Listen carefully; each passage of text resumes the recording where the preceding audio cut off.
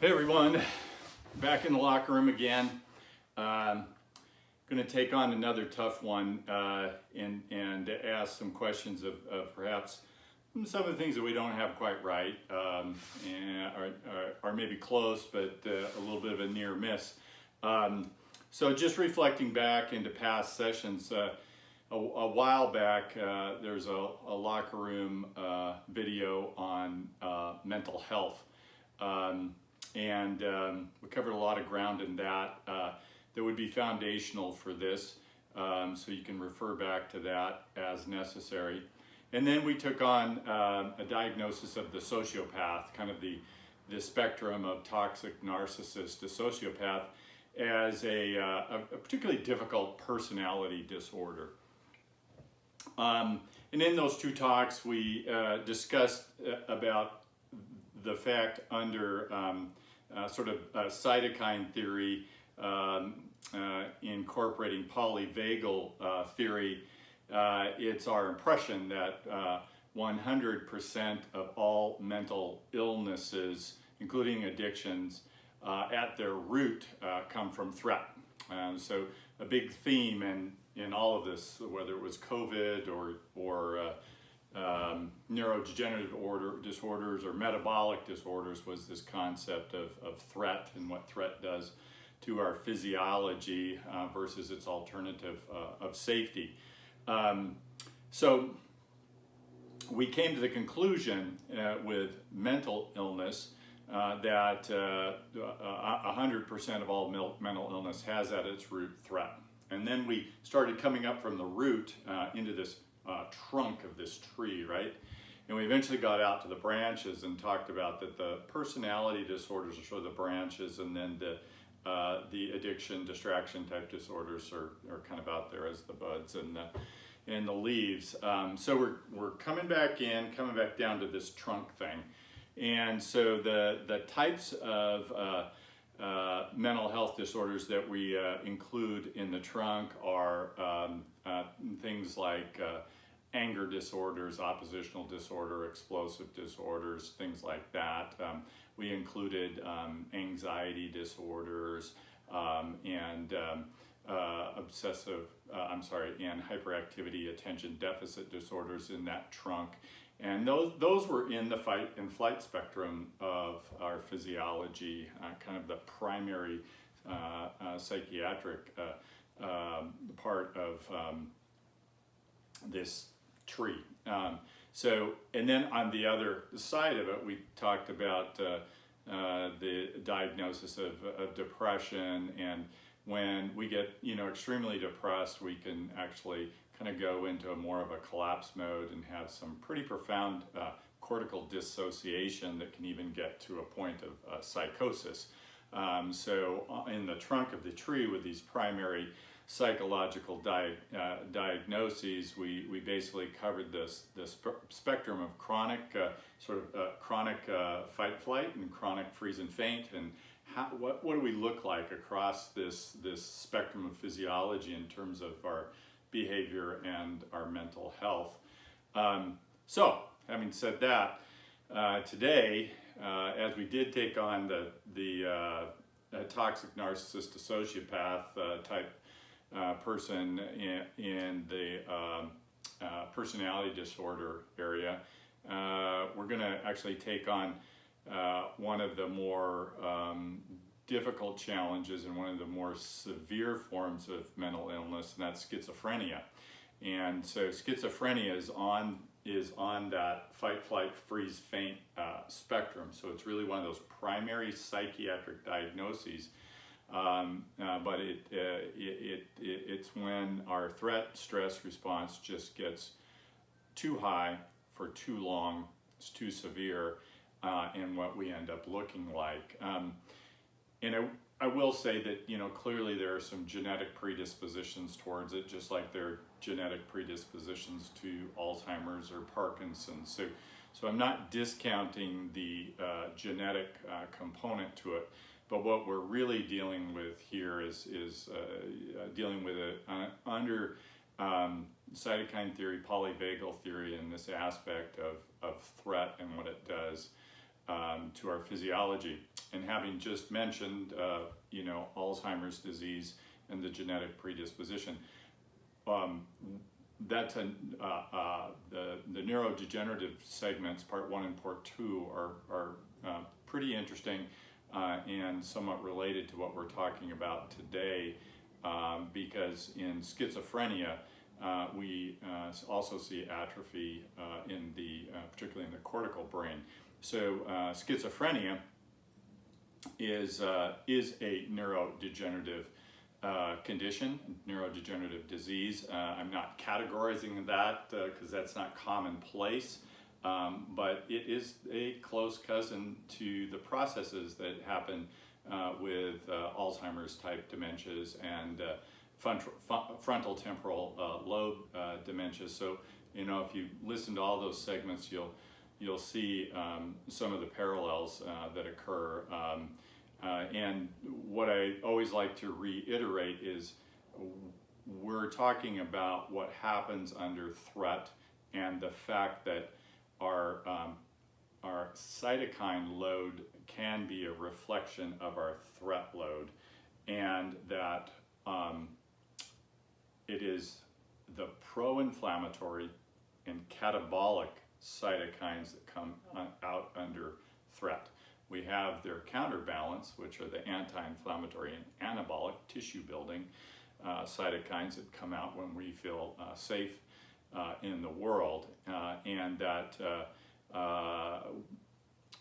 the schizophrenic can have 100 to, I've read, 220% higher levels of pro-inflammatory cytokines than a quote normal person. And let's argue that none of us are absolutely normal, and any of us under enough threat and stress will appear as being abnormal, even though perhaps our brain and our behavior from an evolutionary standpoint is doing what it is designed to do when we're under extreme threat. It gets a little degenerative and a little scary if that threat goes on too long, and we kind of start to fall apart at the seams, both physically, mentally, emotionally, socially, and spiritually.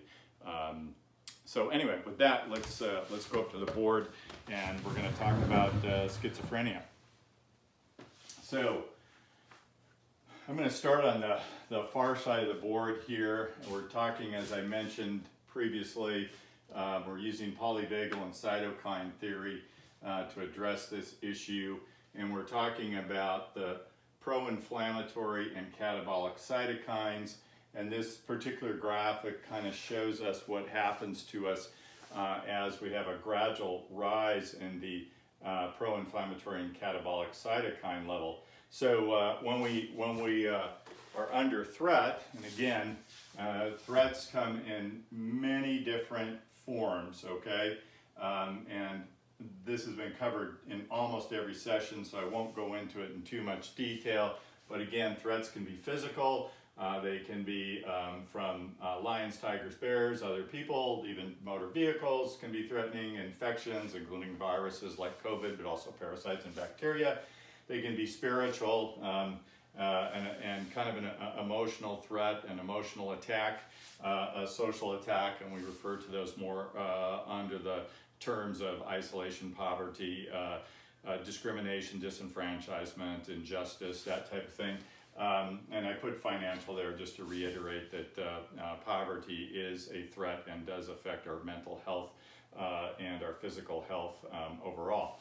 And then in the shadow of the brain, we're constantly talking about this because it's so important not to minimize this. This is an area we forget to treat as a threat center. In the shadows of the brain, we can develop some predictive codes if we've had past threats, attacks, traumas in our life that are constantly running and tend to bias towards threat. And so it's constantly pushing the stress response in our body, and that has some deleterious effects. And then traumatic memories are just slightly different than these predictive codes. Predictive codes just run in the subconscious all the time. Traumatic memories are these things that kind of dwell down there. They're not readily apparent to us in our consciousness, but every once in a while they come flashing through and create a stress response. And then just the thought suppression and emotional repressions that we all do to get through the day, and then never deal with those energies, and they continue to activate our threat stress response unless we actually acknowledge those emotions, those energies, and work to integrate them, deal with them and integrate them. So threats. So we're going to come back over here, and we're going to start kind of the baseline level of threat. We may initially be activated, and our reaction when we're threatened is frequently to fight. It doesn't always have to be a physical fight, but some form of a fight. And when that kicks up in us, we get a little bit of an increase in pro-inflammatory cytokines. In that state, we tend to have a lower level of serotonin, which is kind of more of our chill and bonding neurotransmitter. We tend to have a little lower level of acetylcholine, which is part of our breed, feed, digest, rest response, and helps us with producing more anti-inflammatory cytokines and anabolic cytokines. So in fight, we tend to have a little bit of a jacked up dopamine response, a little bit of a jacked up noradrenaline response. Our adrenaline is starting to come online, and we have our vasopressin starting to come online. So all of those in general make us a little feisty, a little aggressive. The dopamine gives us enough confidence probably for the fight, okay? And what do we look like sort of physically? Well, we tend to be a little bit more aggressive, a little bit louder. We tend to be active and animated. We tend to be quite upright in that position, you know, almost open and, you know, aggressive in that position. And we have a nice level of focus. This lower level of dopamine, lower level of noradrenaline. Before adrenaline gets too high, you know, we can be kind of targeted and spot on. We might have some just mild sort of dissociation from our higher level cognitive function that isn't really going to help us with the tiger. Our empathy is probably starting to drop a little bit because we're not really wanting to bond with you know, a tiger in the woods. So we're starting to see some physiologic changes in the fight phase. Now, as this goes on and we decide, man, I'm going to lose this fight, and that can happen early or middle or late, right? We start to feel a little bit more flighty. And with that, we're going to see a further drop in our serotonin. We're going to see a further drop in our acetylcholine. Our dopamine is now starting to fall, and we're starting to see more vasopressin, more noradrenaline, and more adrenaline in our body. So how do we look when that happens to us? Well, we get, you know, very reactive. We get a little jumpy, a little hyperactive. We tend to assume a protective posture. So instead of this sort of big, large, you know, upright, I'm going to look bigger than I am posture, all of a sudden now we're going to take just a little bit of that protective posture. Shoulders are going to come up, head and neck are going to come down and forward, almost as if they're trying to hide behind the shoulders. We're going to get just a little bit flatter in our back. We're going to get a little tighter kind of, you know, in our butt muscles, and in that process, we start to look a little bit more scattered. We're just, you know, we're looking for that escape. So we also become quite vigilant, you know, super sensitive to inputs around us, a heightened startle response, you know, what is that, okay?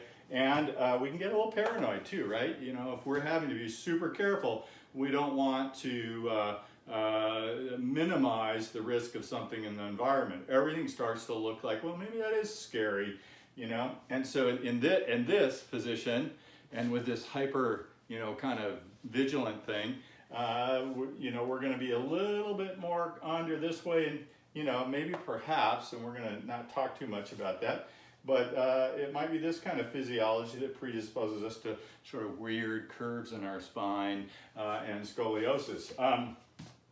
So Now, we know that when the threat stress system gets really high, goes on, too long, too high, that we have this really neat trick that we do when we're running out of energy. We're either going to, lose the fight, or we're going to get caught in the flight, that we will flip our physiology into freeze. Okay, and in freeze, we're going to see further dropping of our neurotransmitters. Our serotonin level's going to go low, our dopamine's going to go low, noradrenaline's falling, adrenaline's falling. Interestingly, here, acetylcholine is probably starting to rise a little bit as we're kicking in a little bit of activity from this dorsal motor nucleus in the brainstem, and some dorsal vagal tone is coming into our body. So what do we look like in freeze? Well, these are mobilization responses, right? Get active, get moving, fight, flee, whatever. This now becomes an immobilization response, and we're going to be more withdrawn, okay? And our posture now assumes a bit of a slump, okay? We start to round forward at the shoulders, we get more rounded in the low back, we get kind of into this position. We're still being protective. So our posture shows a fairly dramatic change. Now we're starting to not just have some dissociation from sort of our neocortical functions, our distinctly human functions in our brain.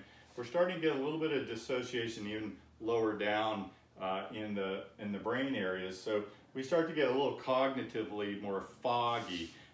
We're less focused. We're even less reactive, and things are just slowing down in general. We start to feel physically and perhaps emotionally somewhat numb as we're freezing, in terms of our mobility. We're also freezing in terms of our physical and emotional sensations. So now, if the threat keeps going, that may precipitate us moving into a faint response, and in faint, we end up with, again, dropping serotonin, dropping dopamine. We're now dropping significantly our noradrenaline and our adrenaline levels, and acetylcholine through the dorsal motor system, the dorsal vagal complex, is starting to kind of take over our physiology. And in faint, we are essentially not immobile, but really amobile.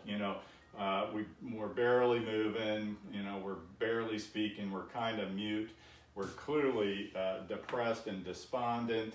We may be curled up on the couch in a fetal position, and it's here where we have even further cortical dissociation. So this entire progression, as the cytokine levels are going up, this entire progression also is being reflected in gradual cortical dissociation.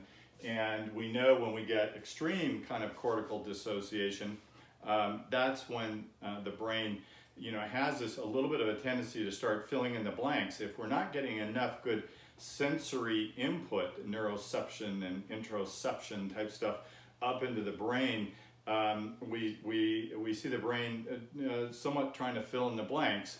And we know it will do this if you have a cortical injury and somebody has cortical blindness after they had sight at one point in their life, is that they will have visual hallucinations. So when you're not getting that normal input that the brain wants, it can kind of make stuff up, and that can present itself as hallucinations. And if you're under threat, those hallucinations tend to be biased towards threat, so they get pretty scary. So if we kind of take a look at this sort of flow of events, you can see where the schizophrenic that you might actually see on the street might fit into this progression. At times, perhaps they might be a little bit, hyperactive, aggressive, and hypervigilant and paranoid, but frequently they're more kind of slumped over, somewhat depressed, perhaps having some fairly significant hallucinations. So this is sort of the a little bit of kind of the spectrum of how threat can produce psychosis and schizophrenia. So let's go up to the brain here for a second and just talk about this. The dorsolateral prefrontal cortex is where we do our higher level thinking. So this is where we do a lot of cognitive functions like attention concentration, reasoning, rational thinking, planning, strategizing, working memory, creativity. That all occurs up here. In general, those things are typically not helpful for fighting the tiger, and our body has done something kind of interesting in trying to figure out resource allocation under threat. It decides that this part of the brain is not a vital resource, and so it starts to take it offline under threat. And it does that through a number of different mechanisms, and one of them is the pro-inflammatory cytokines actually impair some of the neurotransmission, and so decrease sort of the flow into and out of that area. We also downregulate some of the neurotransmitters that are important to keeping that area working. And the other thing we do is we decrease the blood flow to that area through both through the noradrenaline and adrenaline type receptors and through the angiotensin receptors. So that part of the brain kind of goes offline. Well, guess what? In schizophrenia, that part of the brain is really badly affected. And it's where we see a lot of what we call cortical atrophy, or thinning of the gray matter where all the cell bodies are, as that stays offline chronically. Also, as we've talked about before, part of the prefrontal cortex or neocortex, the newer humany brain, that's really important to us is the ventral medial prefrontal cortex. And that's where we develop a lot of our sort of emotional connectivity, or bonding with other people, and empathy for other people, and being able to read other people well, okay? So the ventral medial prefrontal cortex, when you're fighting a tiger, it's not a time to bond, right? It's a time to, fight, flight, freeze, faint kind of thing. So this is relatively offline, this sort of undersurface of the frontal lobe of the brain. It's also relatively offline. We're seeing the same phenomenon with the cytokines and the noradrenaline and adrenaline and angiotensin, relatively lower perfusion, maybe not as severe as up here, and relatively lower levels of neurotransmission going on there.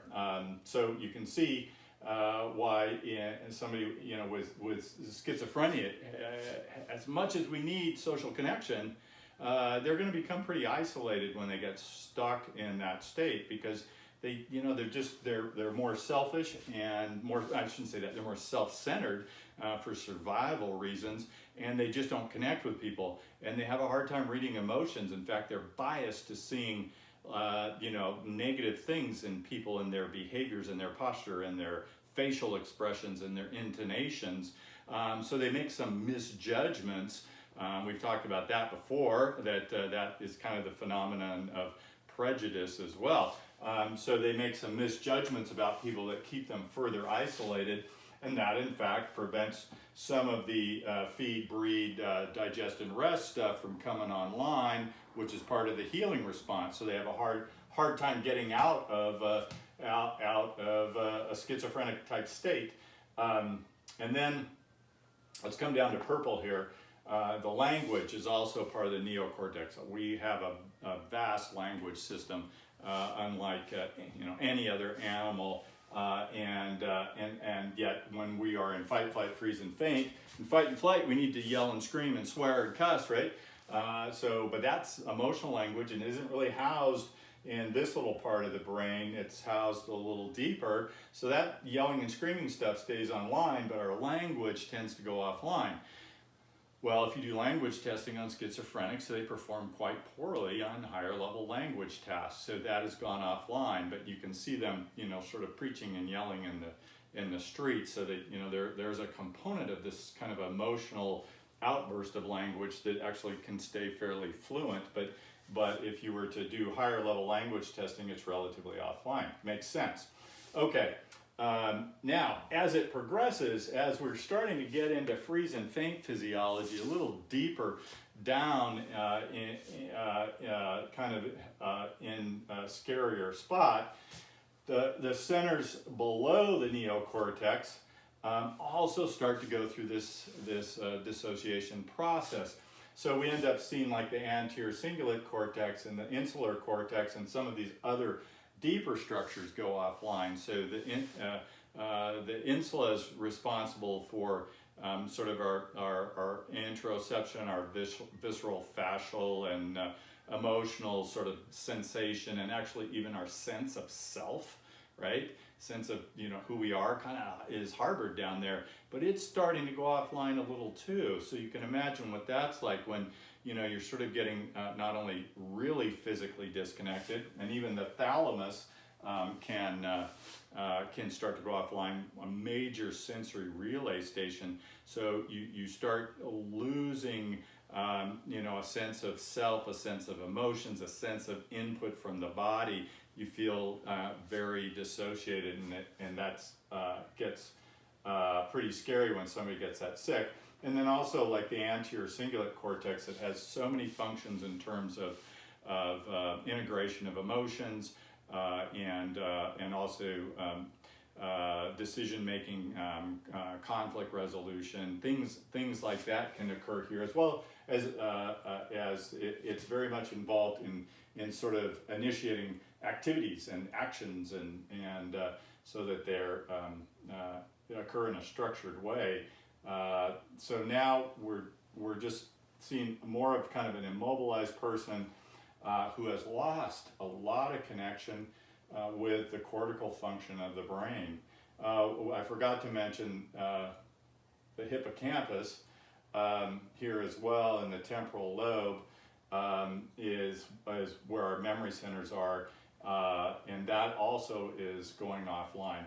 So in all of these areas in a schizophrenic brain, we end up seeing significant kind of cortical changes. Now, it doesn't mean that they're completely inactive. The neuron activity goes way down. The glial activity can be actually slightly increased, but the glial cells only account for about 10% of the total brain volume. But specifically, the astrocytes in these areas are actively secreting pro-inflammatory cytokines, which are facilitating this turning down or taking this part of the brain offline. Now, we've talked about before that kind of, you know, as the pro-inflammatory cytokines were introduced to us, you know, 20, 30, maybe even almost 40 years ago, they were pro-inflammatory, and they were tightly connected to the immune system because they interacted with our immune cells, our white cells, in fighting infections and things like that. But what we know about these cytokines is they have a much broader spectrum of activity than just inducing inflammation. They also affect metabolism. So in the context of what they're doing here, they're also affecting the metabolism of the cells in the brain, and in fact they are at a certain level mobilizing resources from some of these cells as a strategy to be able to provide fuel for the body to continue the fight and flight. Now, that in chronic threat stress, that can be a bad strategy that leads to you know, neurodegenerative problems and pretty difficult to treat schizophrenia.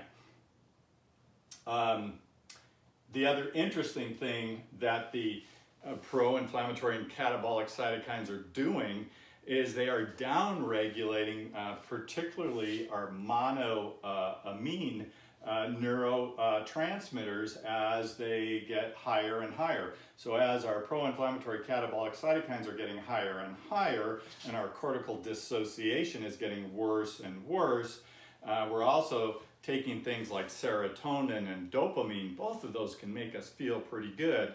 offline, and eventually we start taking noradrenaline offline too. And noradrenaline in low doses makes us feel good, makes us stand up right. It makes us very focused. It's in higher doses where we start to get the more jittery and anxious look of noradrenaline. So, and probably one of the reasons it's taking those neurotransmitters offline is those ones are not valuable to us over time in the fight or flight. So they are valuable to us, at least dopamine and noradrenaline in fight, and then dopamine starts to fall in flight, and that's probably a little protective, so we just don't keep going back and getting killed, that we start to run. But serotonin goes offline really early. So there's these pathways by which these pro-inflammatory catabolic cytokines are able to downregulate those neurotransmitters. And this one called BH4, it's tetrahydrobiopterin. It is where the cytokines interface with the pathway for the synthesis of dopamine, noradrenaline, and adrenaline to cut that off, to prevent phenylalanine from being able to go on to tyrosine, to be able to go on to dopamine, to go on to noradrenaline and adrenaline. And then at another pathway, our serotonin is blocked. Serotonin initially starts as tryptophan, and this kynurenine, if I can say that even, pathway here takes tryptophan. Instead of shoving it towards serotonin and melatonin, it pushes it to what's called a KYN acid, which can be used in other parts of the body in metabolic pathways. But the wild thing is that the backbone of these neurotransmitters, tryptophan, tyrosine, and phenylalanine, are amino acids that can be then, they can get across the blood-brain barrier, get out to the body, and they can actually be used in metabolism. Particularly these ones are particularly good in ketogenesis, not so much in gluconeogenesis, but in ketogenesis. So they're super helpful when we're in freeze and faint and we aren't able to get out and forage for food, that they can act as a source of fuel to keep the vital organs of the body. And in this case, we're prioritizing the lungs and the heart and brainstem structures over cortical brain, interestingly. So that's really very interesting. Now, let's kind of flip around here. I think we covered that well enough, and talk about some of the things that have been historically tried in terms of medications for mental health issues and even schizophrenia.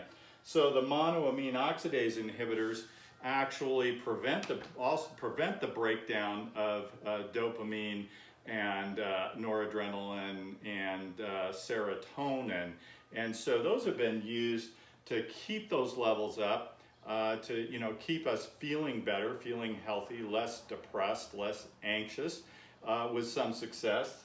They have relatively few side effects. More recently, we got, and I didn't put the tricyclic antidepressants up there because they're fairly old and kind of dirty drugs, but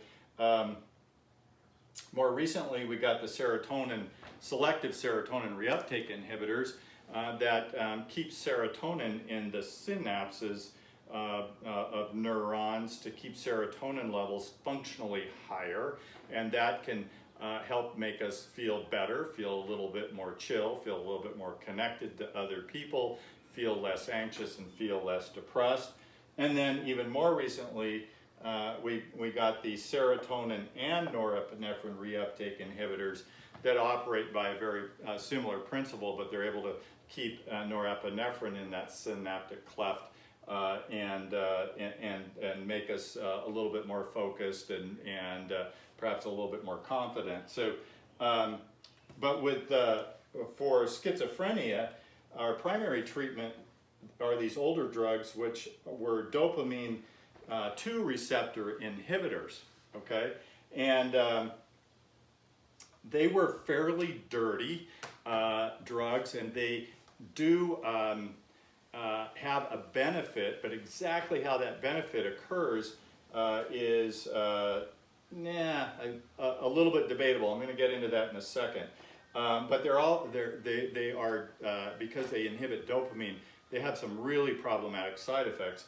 And then we got into the newer antipsychotics that also work at the dopamine 2 receptor to antagonize that or inhibit it, but they also work at the 5-HT2A receptor to inhibit that, and that's a serotonin receptor. So these newer ones are inhibiting dopamine and serotonin, and they seem to have less side effects, but it's interesting to conceptualize what we're trying to treat, why we're trying to do this, and why we chose this pathway for schizophrenia.